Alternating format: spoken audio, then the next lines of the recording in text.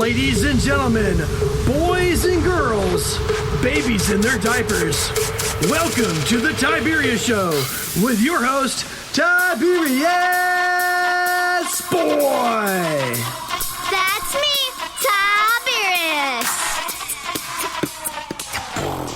Today, we're going to talk about some very awesome stuff. We have a Pokemon clone game to talk about, a book about the destruction of Pompeii, and we have the totally awesome guest. Today we have the one, the only, the amazing Lisa Lampkin.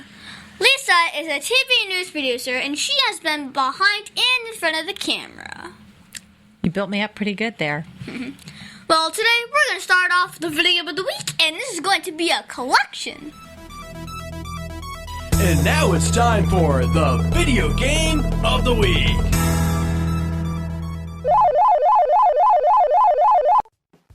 Well, today's video game is Bloxymon. This game was made by the gang Stockholm.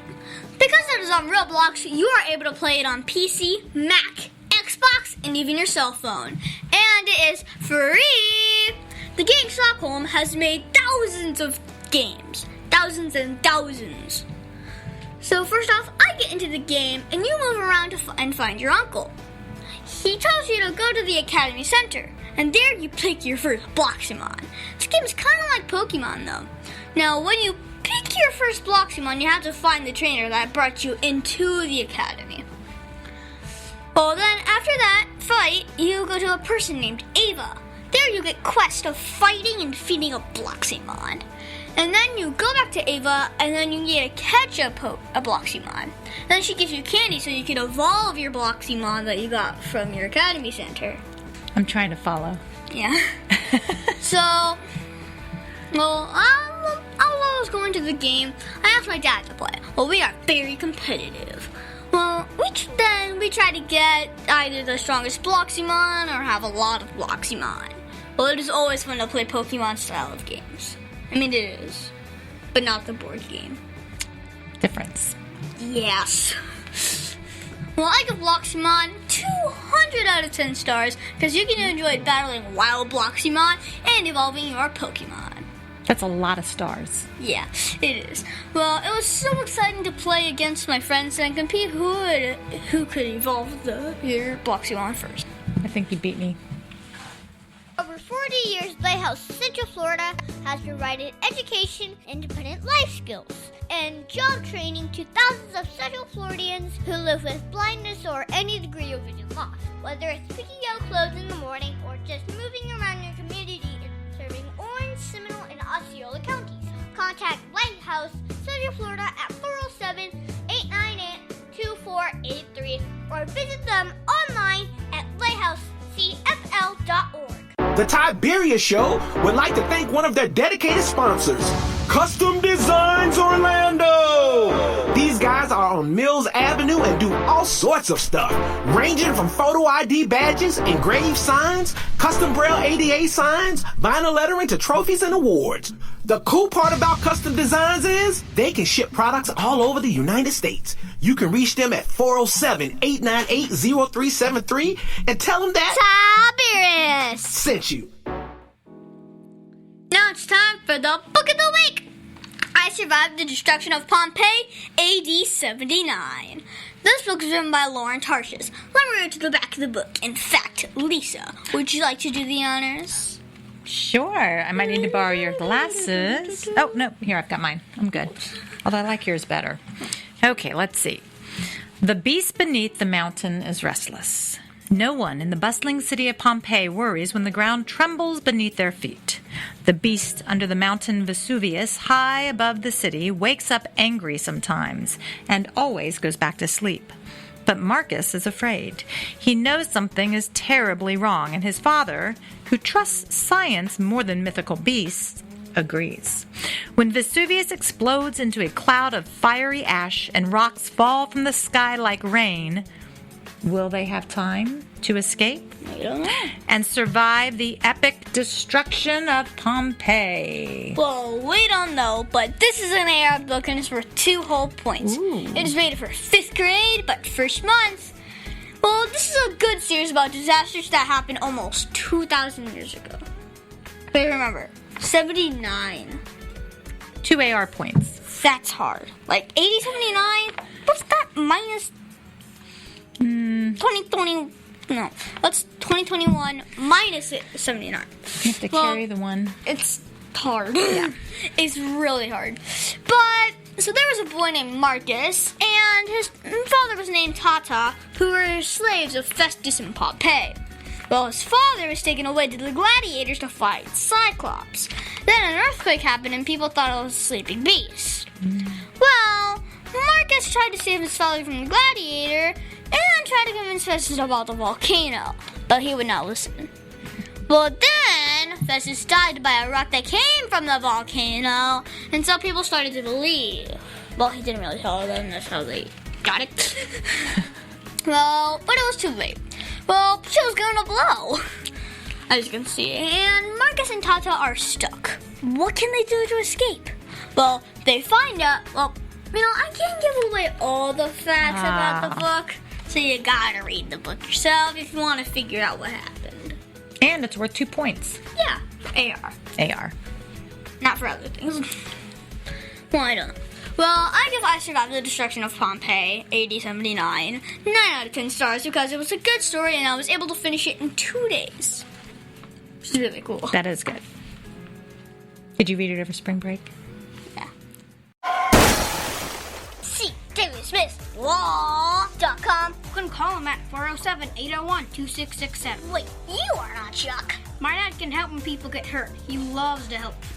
If you are ever injured at work or in a car accident, you should call my friend Chuck. You can call him at 407-801-2667. That website again is cwsmithlaw.com. Offices, Orlando. Does it actually have that much W's? Mid-State Fire has been providing top-quality fire equipment services for 3 generations to the Central Florida area. Don't wait for an emergency to repair. Call Mid-State Fire today at 407-246-8855.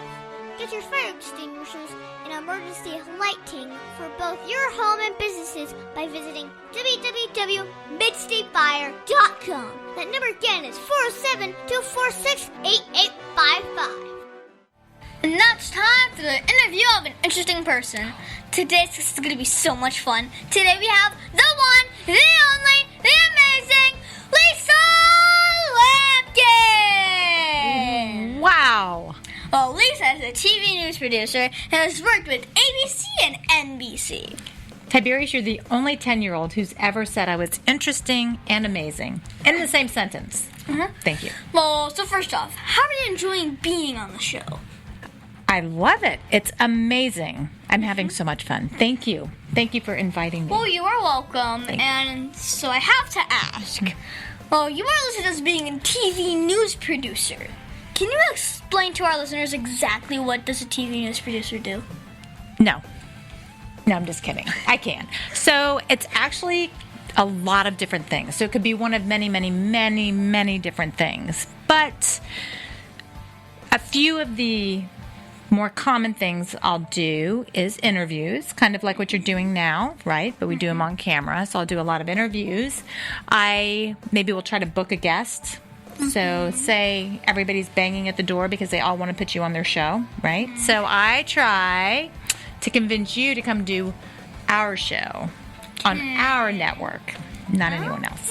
So that could be that, or it could be a live shot. So I set up a live shot with a correspondent, and we send it up to New York, and we can do it that way. And breaking news. If there's breaking news, I'll go to the breaking news. So it could look like running to the airport and jumping on an airplane. Yes. And I've done that. Yeah. I went to the airport, boarded an airplane, and flew to New York in winter. And I had nothing on but shorts and flip-flops and a shirt. Well, how do you get started in this amazing industry? That's a good question. There are lots of ways. I think everybody I know in the industry has gotten started different. Yeah. Like So everybody's- gets started different anyway. Everybody's path is different. You can go to college for journalism. You can do an internship. Yeah. You could do an internship. Do you want to do an internship? I don't know. Maybe. Well, what is the best part about being a TV news producer? I get to meet interesting people. I get to share sometimes good news. Sometimes I get to inform people about something very important that maybe I'm passionate about. So there's lots of good things. So when you were a kid, what did you want to do when you always grew up? Well, did you always know that you were going to work in the TV world? Well, if you ask my husband, he'll tell you that I haven't grown up yet. So there's that. Okay. But my favorite thing is being a wife and a mom. Okay. Which, believe it or not, is more exciting than being a news producer. I mean, I think I can tell. Yeah. So what is the coolest part about working with TV? Probably meeting interesting people like yourself, right? I would never have met you, most likely, if it weren't for me being in news. So you get to meet interesting people. Okay. Make a difference. Well, what is the coolest part about working with TV? The coolest part is kind of being in the action, being in the center of what's happening right now, what's going on right now. So that's always good. Okay. Well, so it says in your bio that you work behind and in front of the camera. Which do you like better? Well, I've been told I have a face for radio. So... You do. See? I love an honest kid. That's great. So I like both, but I think I like behind the scenes better. Okay, that's cool. Well, which kind of tasks does a producer need to do on a daily basis? Do you know what we do a lot of? We're on our phone a lot. Making phone calls. Oh, Yes. I thought it was for playing games. That's No. what my mom does. On her phone, she plays games. Yeah, No. cell phone. No games, just lots of phone calls. Lots of work. Lots of emails, lots of communication. So, do you need a lot of training to work as a TV news producer? It depends on which network you work for. No, I'm just kidding. Yes, you do. You need training. So it could be formal academic training at a university. It could be an internship like we were talking about. A lot of people do. Yes, all of that. So it's all good Different. experience and different. Different experiences, different things. So, a lot of different choices. Yes. Well, what's the hardest part about being a TV news producer? It is very demanding.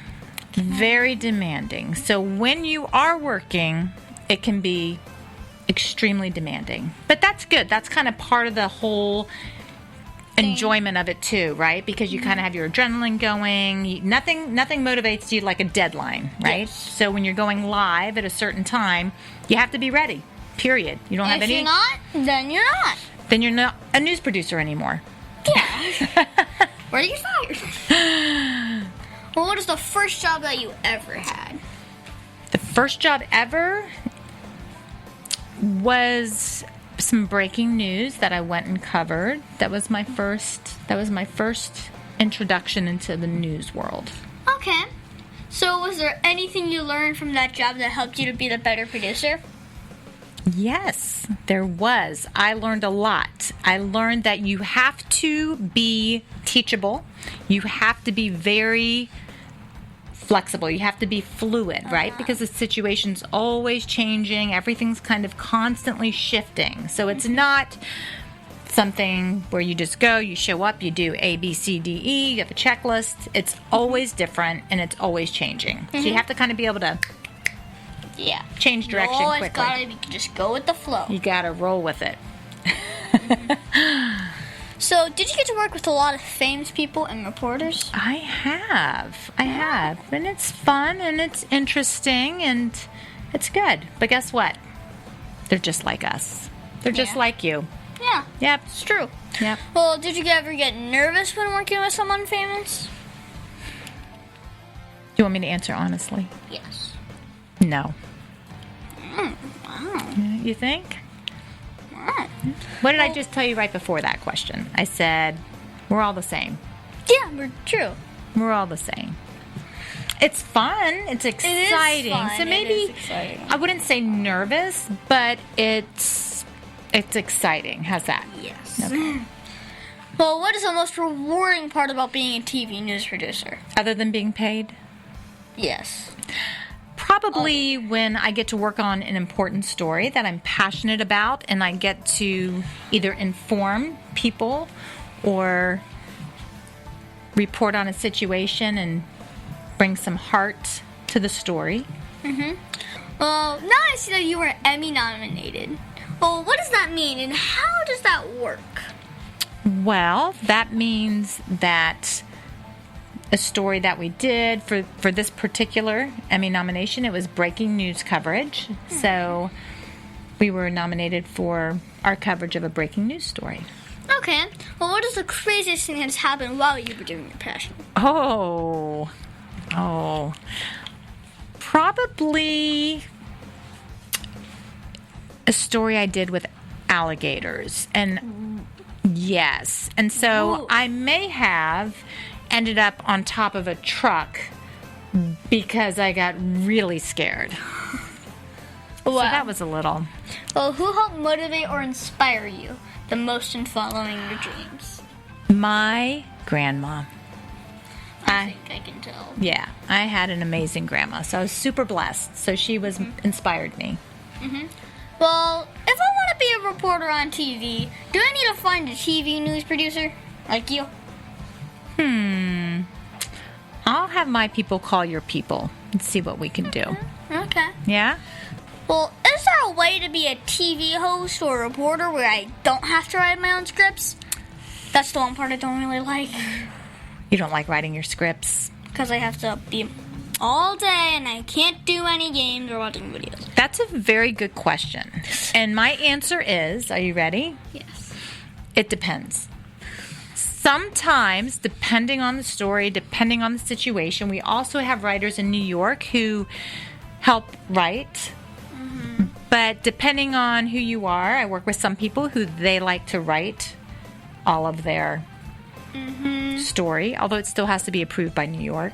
So it kind of depends. You can probably get as much help as you want, and you can also have some control over it if you prefer that. Okay.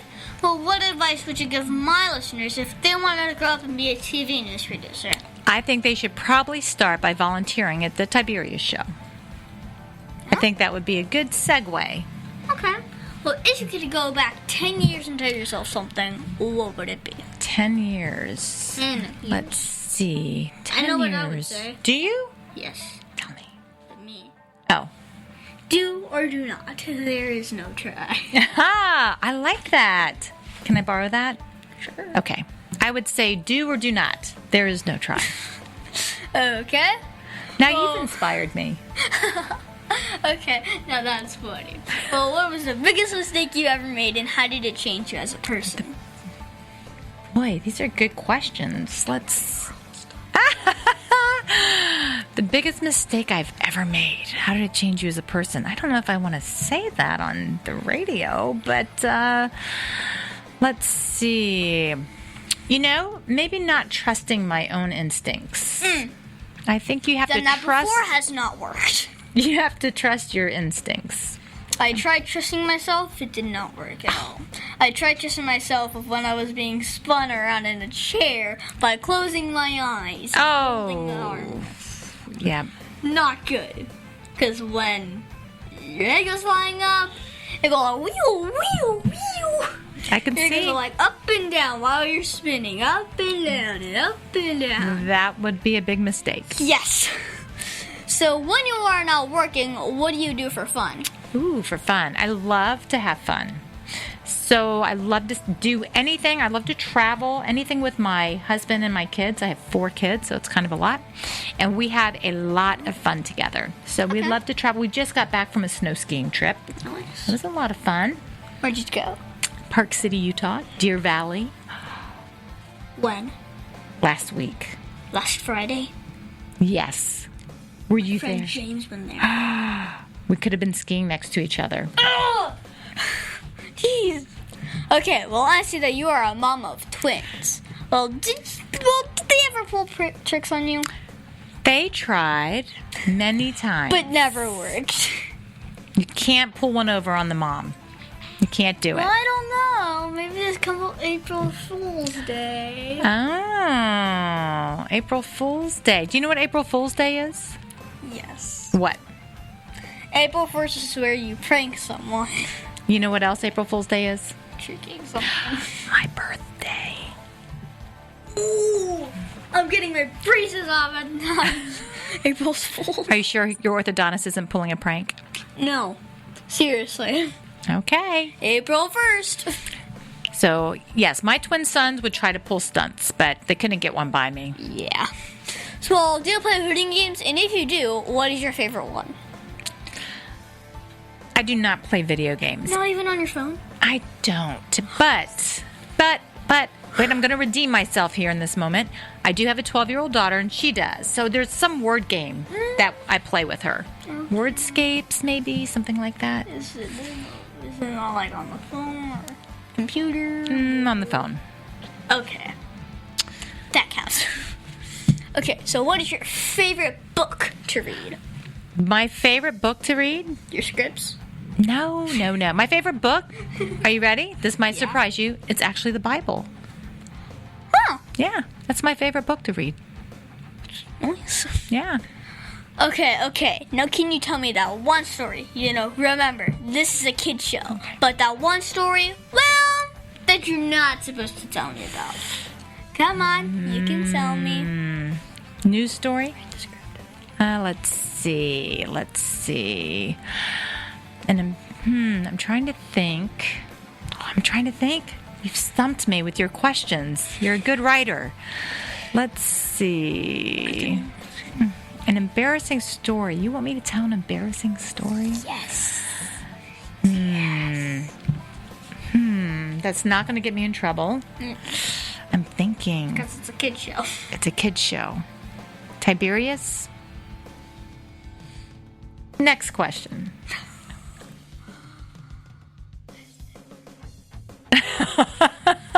The guest has never asked to skip that question. Oh, wow. Well, you did have a caveat. It was a kid's show, so. Yeah. Okay. Well, is there anything else you think my listeners should know about you?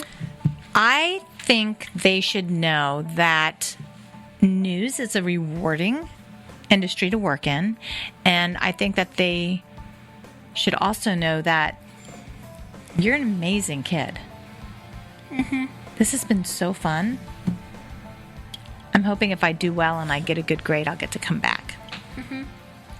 Okay, well, what's that one question that you think I forgot to ask you? You forgot to ask me how old I'm going to be on my birthday, April 1st, which I'm not going to answer. So we're good. You know it. Darn it. Well, do you have a website or Facebook for my listeners that want to follow you? I do have a Facebook, and it's just Lisa Lampkin. Okay. Lisa Lampkin. Well, thank you, Lisa, for being my special guest. Can you stick around for Math Corners? Ooh. Yes, thank you for having me. Math Corners sounds fun. It is about fractions. The Tiberius Show would like to thank Boggy Creek Airboat Adventures for being one of our sponsors. I got to go on an airboat and saw a real gator. I even got to go to the gem mine and mine for some gems. We ate a steak dinner at the restaurant and even got some gator bites. If you want to have a blast with the entire family, I suggest you go to www.bcairboats.com right now. Get your tickets today. The website again is bcairboats.com. Oak Ridge Gun Range is a family-oriented shooting range that has been in business for over 30 years. They specialize in basic firearm training and offer numerous services such as consignments, gun trades, gunsmithing, and concealed weapon classes. I even got my training for gun safety at Oak Ridge Gun Range. Great customer service, and firearm safety is what they do best. So find out more at oakridgegunrange.com.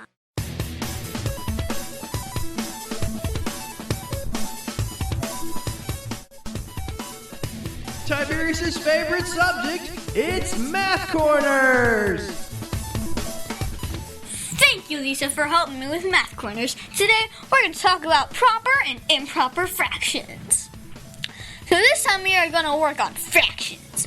Well, we are kind of doing fractions in school, and I kind of like them.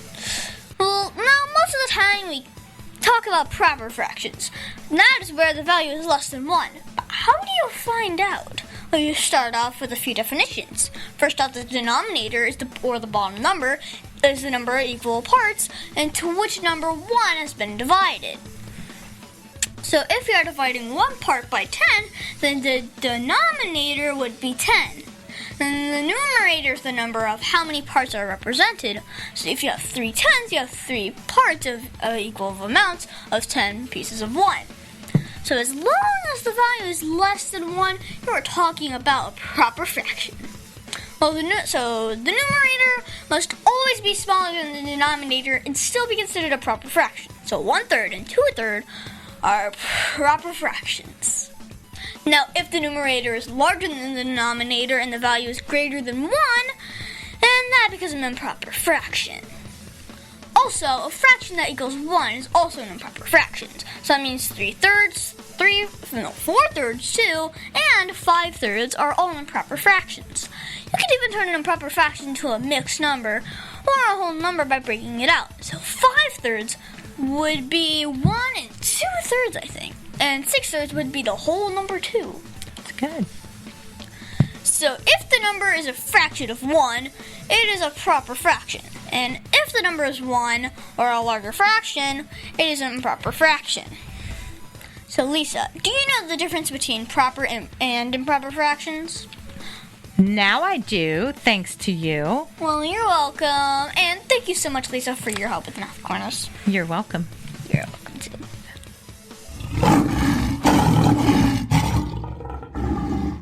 As you know, we talk about the qualities of living by the heart of the lion, which stands for leadership, integrity, obedience, and nobility.